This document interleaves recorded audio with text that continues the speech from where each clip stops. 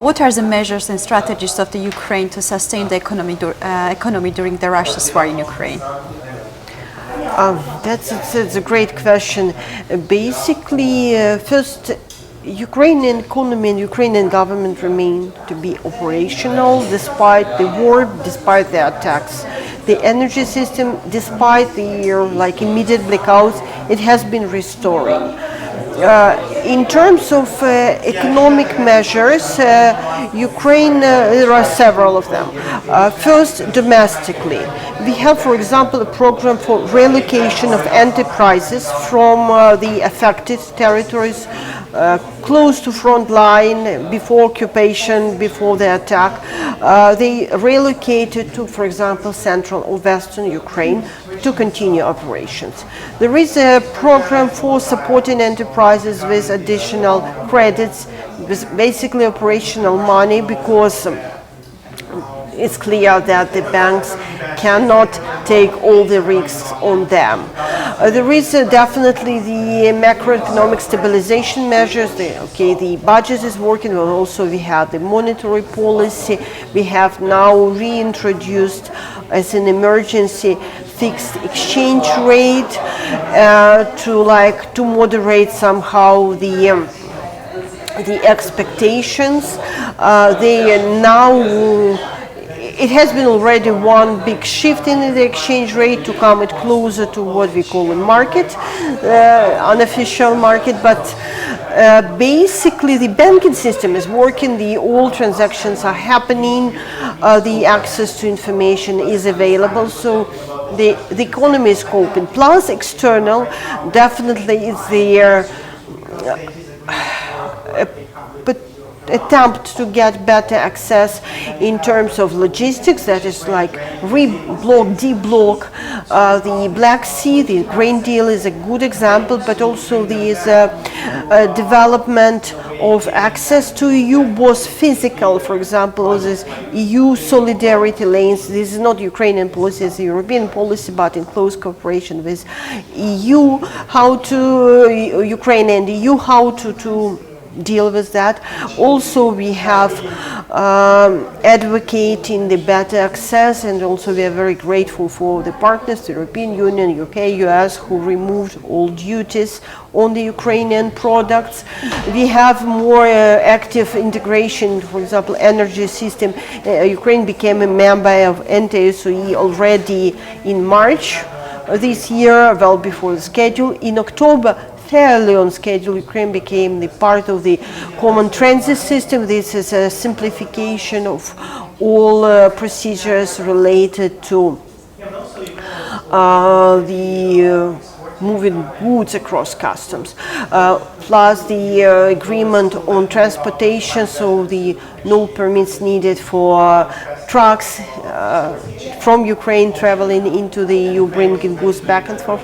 So basically integration in the EU market. Also, Ukraine actually continuing talks with other countries to get FTAs and to ensure better access. So better access externally, unblocking logistics or developing new logistic routes, and supporting the domestic businesses financially and helping relocation are the policies that we have now, and definitely now trying to restore all connection and electricity as fast as possible. Also asking the external governments both for military help to shield the infrastructure and also the spare parts to rebuild it, and also some alternative ways like generators in the intermediate solution.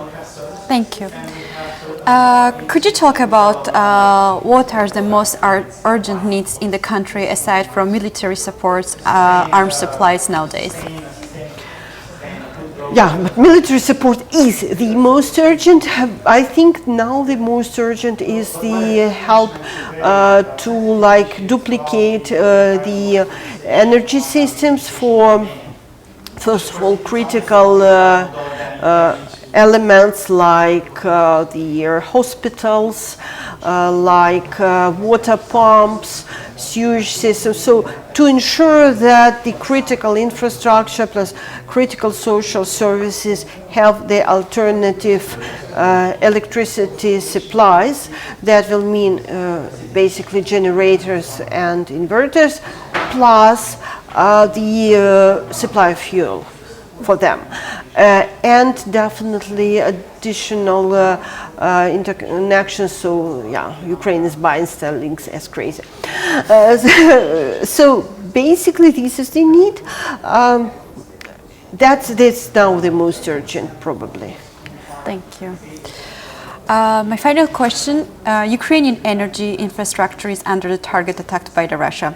Have Ukraine preparations sufficiently staved off an energy crisis this winter, and how does the country handle this situation?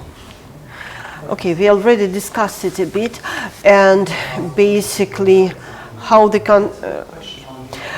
Ukraine was preparing for that. I'm not sure that we are fully prepared, because I'm not sure that it's possible to be fully prepared to the situation that that all energy infrastructure is destroyed. Basically, Russia is not hitting, like for example, generation facilities. It's first of all hitting transmission facilities.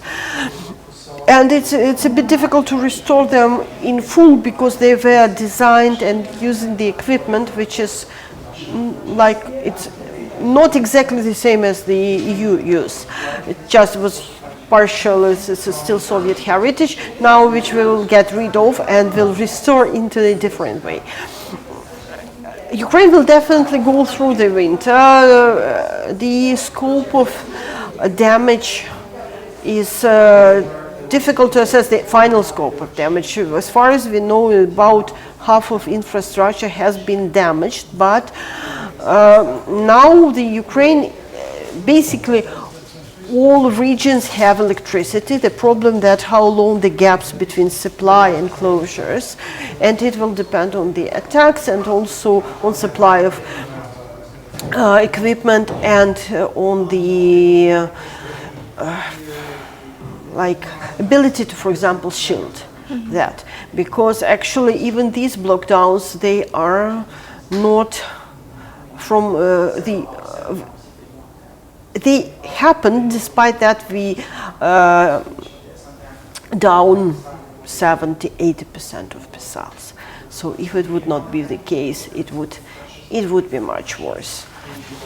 So it's hard to say, because I'm not an engineer, to say how fast it will restore. I know that this is now getting more and more serious issue. On the one hand, Russia is attacking. On the other hand, it's now the issue for European Union also to understand how to help, how to supply spare parts, how to build alternative roads, how to redesign very speedily the whole thing.